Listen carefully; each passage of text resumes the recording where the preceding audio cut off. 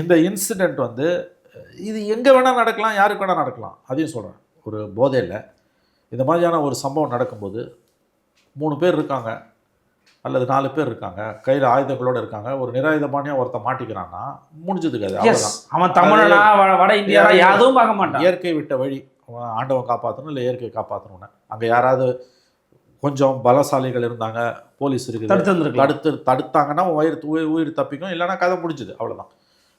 ஆகவே வந்து இது இயற்கையின் அமைப்பு இது. சரி, பட் இதில் எங்கே பிரச்சனை வருதுன்னா, ஒரு தரப்பு இது ரேஷியல் அட்டாக்னு சொல்கிறது, அதை அரசு மறுக்குது. அரசு சொல்வதை நான் ஏற்றுக்கொள்கிறேன். It is not a racial attack. அது வந்து ரொம்ப அயோக்கியத்தனமான வாதம் தான் நான் பார்க்குறேன். அப்படி ஒரு சூழல் இல்லை. அப்படி பார்த்தா நமக்கு தெரிஞ்ச இடம்லாம் வந்து மைக்ரன்ஸ் தான் இருக்காங்க. ஹோட்டலுக்கு சாப்பிட போனால் அசாம்லேருந்து ஒரு பையன் வந்து நமக்கு தண்ணி எடுத்து வந்து வைக்கிறான்.